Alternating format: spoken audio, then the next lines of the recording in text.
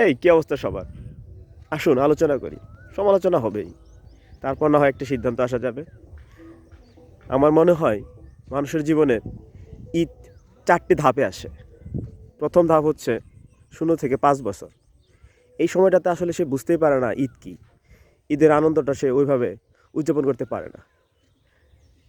5 থেকে 15 বছর, এই সময়টা হচ্ছে মানুষের জীবনের সবচেয়ে ভালো সময়।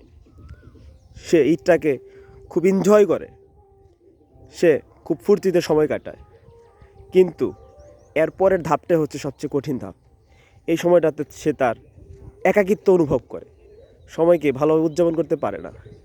চতুর্দিকে সে শুধু একাকী সময়কেই উদযাপন করতে থাকে। কিন্তু এর পরবর্তী যে ধাপটা, এই ধাপে সে তার জীবনকে সবচেয়ে বেশি উপভোগ করে। সেই সময়টা হচ্ছে 25 থেকে 35। এই সময় সে বিবাহ করে, তার নতুন পরিবারের সদস্য আসে, তাদেরকে নিয়ে সে শ্বশুরবাড়ি, নিজের বাড়ি, দুদিকেই সে তার ঈদকে উপভোগ করতে থাকে।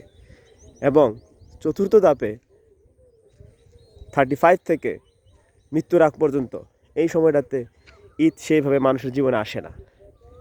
তারা পরিবার পরিজনকে সময় দিতেই সময় চলে যায়। এখানে ঈদটা ওইভাবে মুখ্য বিষয় হয়ে ওঠে না। অন্যের হাসি ফোটানোর জন্যে তারা নিজের ঈদকেই বিসর্জন দিয়ে দেয়। এটাই হচ্ছে বাস্তব। আশা করি সবাই এই বিষয়ে একমত হবেন, আবার নাও হতে পারেন। আপনাদের মতামত আশা করছি।